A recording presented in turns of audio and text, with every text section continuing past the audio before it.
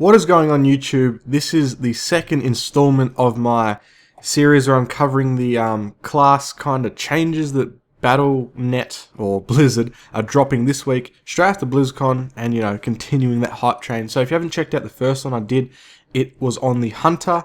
I've covered that. I'm going to be doing every class that I have experience with or that I play on my account. So this is Warlock now. Death Knight will be next up, and then when Druid gets dropped, and we'll see what happens after that. And might cover the other ones too.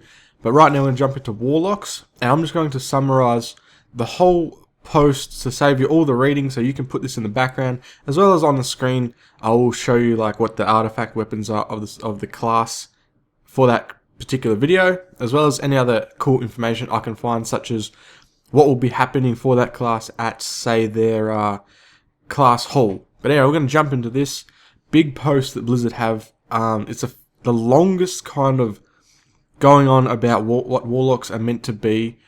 When considering the other classes, normally it's just a short paragraph. This is quite a big post. But at the end, just to get you the gist of what they're talking about, it says, Warlock resources have also become too cumbersome, causing confusion that outweighed their depth. To this end, we're going to once again standardize Warlocks on their most class-defining resources, mana and soul shards. So, like I said, it's a massive big post just saying that Warlocks, some specs anyway, will be getting major changes. The first one though is Affliction, and from what I've seen, it's not really that much of a change. We're going to jump into exactly what they want to be, going for as an Affliction Warlock. They say that Affliction Warlocks are masters of shadow-touched powers, but unlike Shadow Priests, deadliest when pushed to the brink of insanity, these Warlocks delight in using fell forces to cause intense pain and suffering in others. They revel in corrupting minds and agonizing souls, leaving enemies in a state of torment that would see them undone in due time, aka put dots on them and just wither them away until they're dead. Even the most battle-hardened warriors can be deceived, landing blow after blow against the Warlock only to succumb to their suffering as their very vitality is siphoned away by the Dark Spellcaster. The gameplay that they're going for states that Affliction Warlock's gameplay has always been aligned well with their character, but in terms of abilities, we want to avoid the feeling that dots are amplifiers for your channeled single target damage.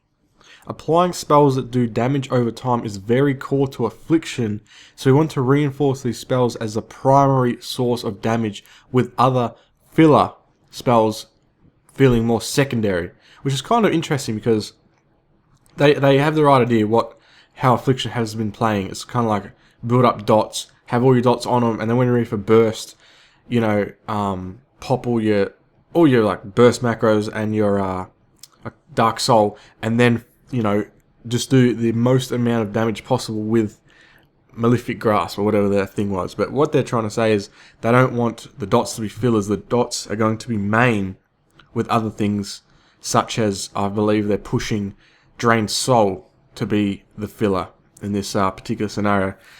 We're adjusting the Affliction rotation so that dots are stronger and your focus is more on figuring out how to best juggle those dots to maximize damage output. They also say that mechanically they're altering soul shards, how they're generated and spent. It's not going to be like 2% chance when corruption ticks to get a soul shard. And finally, in keeping with the Affliction theme, Drain Life serves as the main filler spell. As I just stated before, it's not changing too much. They're kind of just, the idea of how to play the class is that they want to twist a little bit. Just pinpoint certain things that you should and shouldn't be doing. So to give you an idea of what kind of spells that you'll be using in Legion, I'll cover what they left as an example. So Corruption is the first one, 3% of your mana instant, and damages over 14 seconds. We all know that one hasn't changed. We have Agony, also hasn't changed much. I think 18 seconds, damage starts low and increases over duration. When Agony deals damage, you have a chance to regain a soul shard. We then have Unstable Affliction. Now this is one change that's not major, but I did notice. So the cost of Unstable Affliction is 1 soul shard and it's still a 1.5 second cast. So it says an especially insidious affliction that deals strong shadow damage over 8 seconds.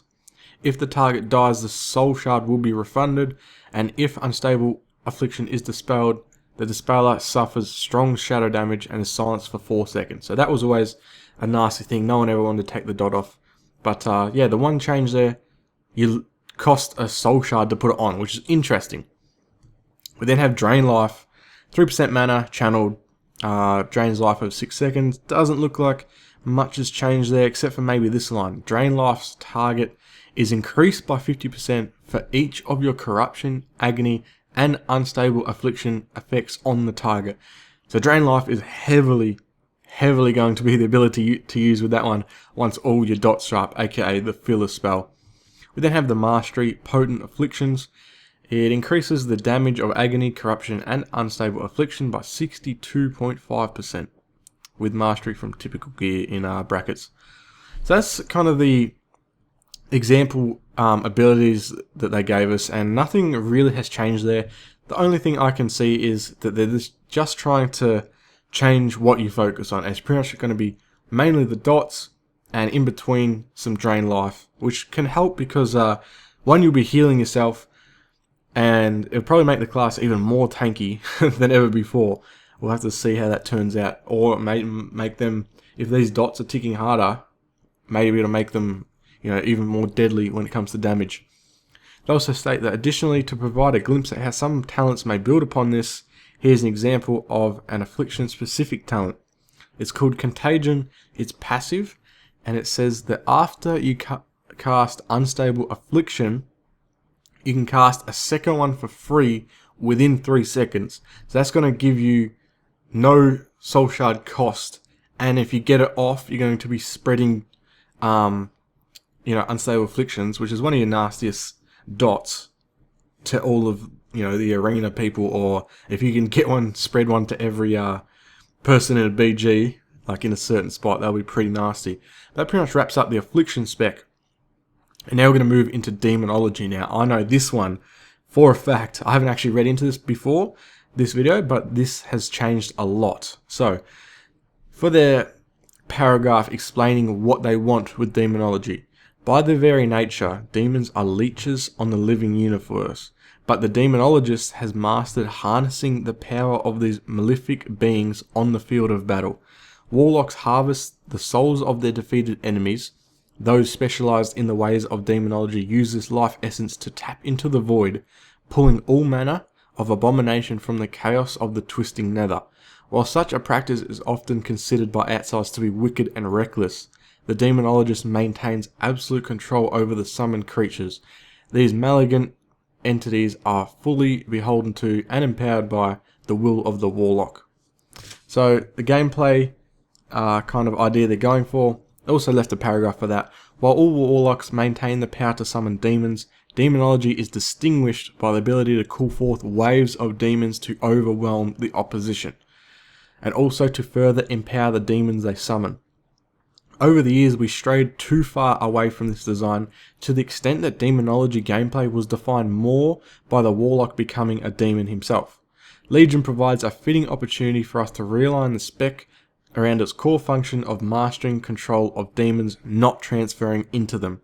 So it's kind of interesting. It's going to be more like, it feels like Demonology kind of went towards BM Hunter, where the pet was just, an addition to the gameplay. But really what they want here is to the pets to be doing all the damage, and you're the addition. We've also recognised that Demonology had a large array of intertwined mechanics that weren't intuitive, and they've undergone a greater degree of redesign as a result. So we'll just jump straight into, there's a little bit more that they ramble on about, but we'll just jump straight into the abilities to kind of understand what they're going for and what they mean by those paragraphs there. So we have Shadow Bolt, 6% matter, sends a shadowy bolt at the enemy, and it generates a soul shard. Cool Dreadstalkers. Now these are the two new, well, I think you get 2 of them. I think it's a, little hounds. 2 soul shards cost, 2 seconds cast, 15 seconds cooldown. Summon 2 ferocious Dreadstalkers to attack the target for 12 seconds. Next ability, Hand of Gul'dan, 1 to 5 soul shards. Now, that's interesting. I don't know if these abilities have been in prior, demonology builds, and that's how you played the class. I never actually tried that spec out. I was always Affliction or Destruction, but I'll just read through these abilities anyway. I'm not sure. If you've played demonology, you'll know if they're new or not. But Hand of Gul'dan, 1 to 5 soul shards, 1.5 second cast, cools down a demonic meteor full of wild imps, which burst back and forth to attack the target for 12 seconds. I do believe I've seen this ability before. Deals a strong amount of shadow damage to all enemies within 8 yards and summons up to 5 wild imps. Okay, that's how many soul shards can get consumed with that. Demonic Empowerment, 6% mana, 12 seconds recharge, holds 3 charges, and it has a 1.5 second cast. Empowers up to 3 of your active demons with dark energies, increasing their haste and health by 50% for 12 seconds. And it prefers the stronger demons first. Their Mastery, Master Demonologist. Demonic Empowerment also increases the damage of your demons by 50%. Doom, 2% matter, instant. Inflicts impending doom upon the target, causing absolutely massive shadow damage after 20 seconds. So, feels like demonology can really build upon executing a massive burst. Sounds like maybe, using the soul shards effectively is going to be quite difficult though, because this is still what it seems to be a pretty complex kind of gameplay.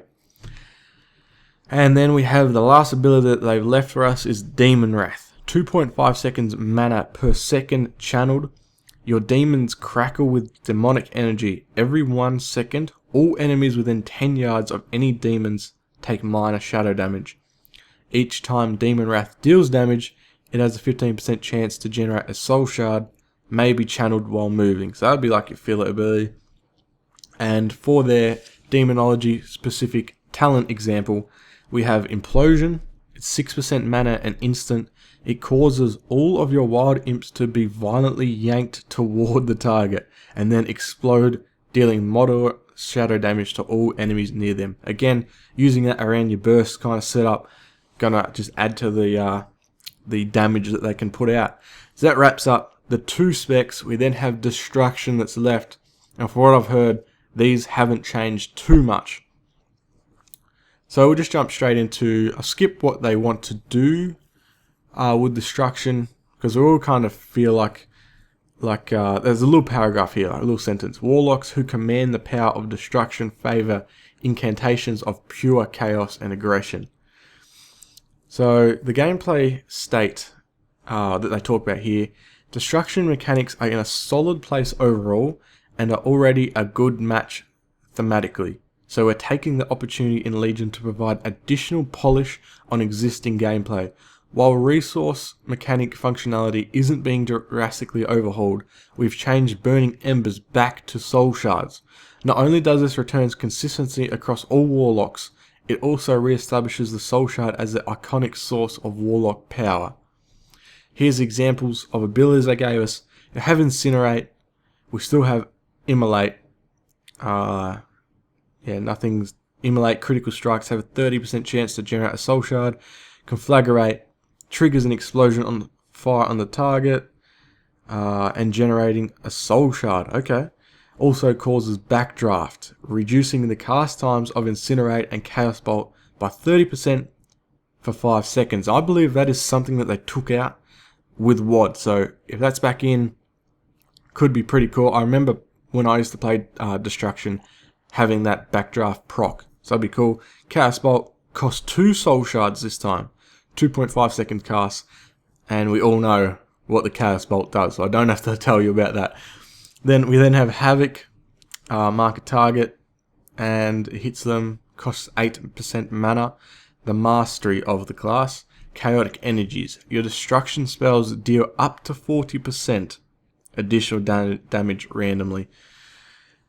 Additionally, to provide a glimpse at how some talents may build upon this is the destruction specific talent example they give us to wrap the video up, and it's called Channel Demon Fire. So it costs 4.8% mana, it's channeled with a 12-second cooldown. It launches 15 bolts of Felfire at armolated enemies within 40 yards over 3 seconds.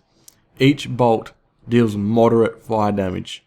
That sounds like a pretty nasty ability that one does. But anyway, that's going to wrap the video up, guys. Hopefully I covered everything well enough for you.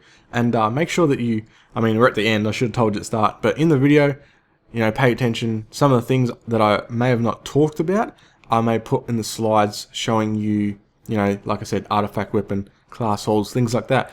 But thanks again for watching this video, guys. Be sure to like and subscribe. And I will see you next time.